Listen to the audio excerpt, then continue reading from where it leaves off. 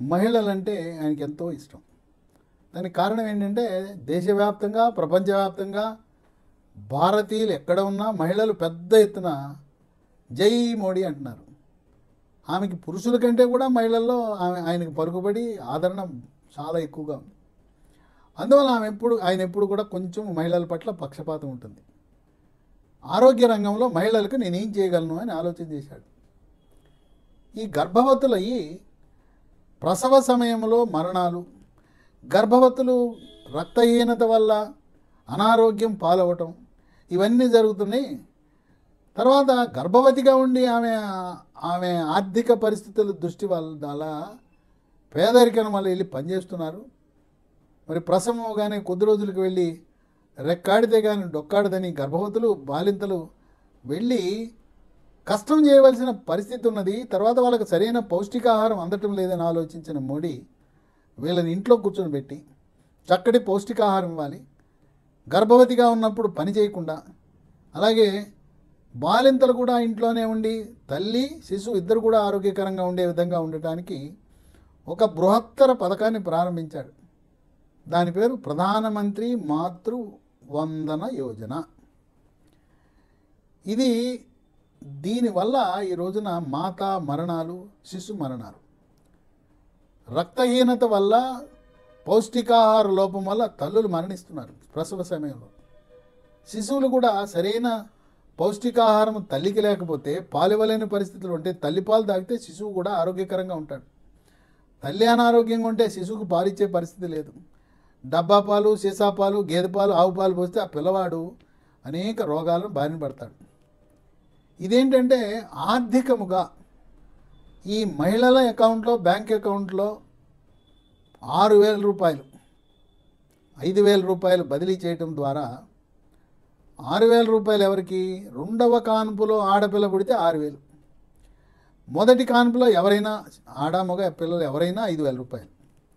గర్భము దాల్చగానే సమీపంలో ఉండే ప్రాథమిక ఆరోగ్య కేంద్రానికి వెళ్ళినా, లేదా ఆశా వర్కరు, ఏఎన్ఎం, మన ప్రాంతంలో ఉండే ఆశా వర్కరు, ఏఎన్ఎం వాళ్ళు గర్భాన్ని నిర్ధారించి నమోదు చేస్తారు. గర్భవతి అయిందని నిర్ధారిస్తారు.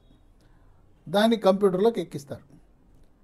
ఎక్కించి గర్భవతి కాగానే ధనుర్వాతము ఇంజెక్షన్ మొదటి డోసు, టెటనస్ టాక్సైడ్ డోసు 1 అది ఇస్తారు.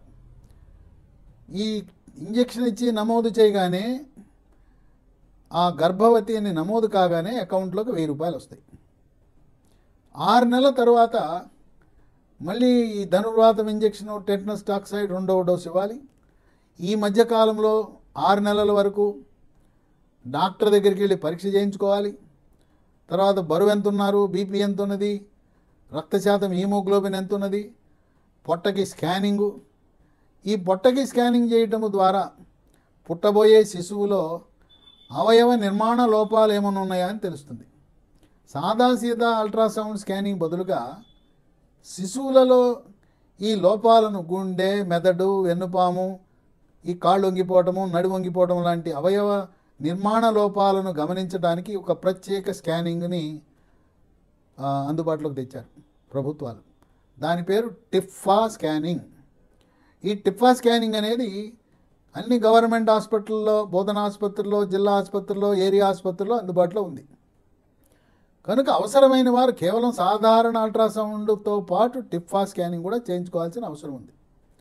గర్భవతులు సమీపంలోని అంగన్వాడీ కేంద్రానికి వెళ్ళి అక్కడ రక్తహీనత లేకుండా ఉండటానికి ఐరన్ ట్యాబ్లెట్లు, శిశువు ఎదుగుదల సక్రమంగా జరగడానికి ఫోలిక్ యాసిడ్ ట్యాబ్లెట్లు, ఐరన్, ఫోలిక్ యాసిడ్లు, తర్వాత గర్భవతులకు కొన్ని ప్రత్యేకమైన పౌష్టికాహారము అంగన్వాడీ కేంద్రాలు ఇస్తున్నాయి. కోడిగుడ్లు ఇస్తున్నారు, పాలు ఇస్తున్నారు, తర్వాత చిరుధాన్యాలతో తయారు చేసిన ఉండలు ఇస్తున్నారు, పల్లీలు, వేరుశనగ పప్పుతో చేసిన చిక్కీలు, ఇలాంటివి ఆయా ప్రాంతాలను బట్టి అంగన్వాడీ కేంద్రాల్లో పౌష్టికాహారము, రక్తహీనత లేకుండా కాపాడటానికి మాంసకృతులు అధికంగా ఉండే పదార్థాలను ఇస్తున్నారు. కోడిగుడ్లు, పాలు ఇస్తే చాలు కదా, బ్రహ్మాండం.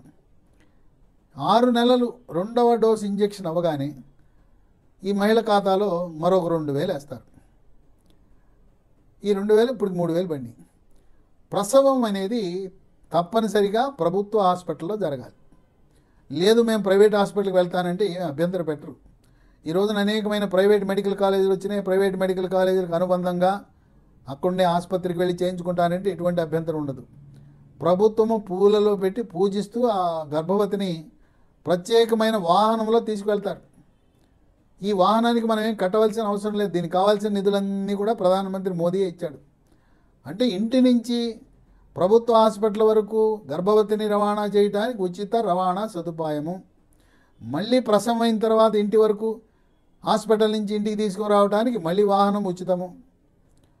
ఇక ఈ ప్రసవం అయిన తర్వాత 14 వారాలలోపు శిశువుకి టీకాలు వేయాలి.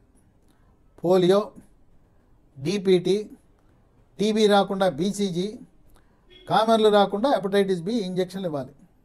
ఈ ఇంజక్షన్లన్నీ కూడా కంప్యూటర్లో నమోదవుతాయి. 14 వారాల లోపల టీకాలన్నీ పూర్తి చేయగానే కేంద్ర ప్రభుత్వం మోదీ గారి నుంచి మరొక 2,000 రూపాయలు మహిళల ఖాతాలో పడుతుంది. అంటే 5,000 రూపాయలు వచ్చినాయి. ఇప్పుడు ఈ వ్యవస్థకు సహకరించేది ఎవరు? సమీపం నుండి ఆశాలు ఉన్నారు, ఏఎన్ఎంలు ఉన్నారు, అంగన్వాడీ కేంద్రంలో అంగన్వాడీ కార్యకర్తలు ఉన్నారు, అక్కడుండే ఆయాలు ఉన్నారు. వాళ్ళందరూ కూడా సహకరిస్తారు. భారతదేశంలో శిశు మరణాలను కనిష్ట స్థాయికి తీసుకురావడానికి, ప్రసవ సమయంలో కానీ గర్భము ధరించినప్పుడు కానీ మహిళలు ఎవ్వరు కూడా మరణించకూడదని, అలాగే ఒక పక్క గర్భము ధరించిన తర్వాత ఉపాధి కొరకు కూలి చేయడానికి వెళ్ళకూడదని, శారీరక శ్రమకు వెళ్ళకూడదనే సంకల్పంతో ఒక 6 నెలల పాటు మహిళలకు విశ్రాంతి కలగజేయాలనే బృహత్తర ఆలోచన ఆశయంతో ప్రధానమంత్రి మోదీ ప్రధానమంత్రి మాతృవందన యోజన పథకాన్ని ప్రారంభించారు. ఇది గ్రామాలలో అందుబాటులో ఉండే ప్రాథమిక ఆరోగ్య కేంద్రాలు ఇప్పుడు వాటిని ఆరోగ్య మందిరాలుగా నామకరణం చేయడం జరిగింది. దీనికి కావలసిన నిధులన్నీ కూడా ప్రధానమంత్రి ఆయుష్మాన్ భారత్, జన ఆరోగ్య యోజన, అలాగే మొత్తం కేంద్ర ప్రభుత్వ నిధులతో ప్రభుత్వ యంత్రాంగము, ప్రభుత్వ హాస్పిటళ్ల ద్వారా నిధులను కేంద్ర ఆరోగ్య శాఖ నుంచి రాష్ట్ర ఆరోగ్య శాఖకు బదిలీ చేయడం ద్వారా ఇలాంటి విశేషమైన బృహత్తర కార్యక్రమాలను ప్రవేశపెట్టడం ద్వారా ఈ రోజున భారత్ ప్రపంచ ఆరోగ్య సంస్థ దగ్గర తలెత్తుకొని తిరగలుగుతున్నాం.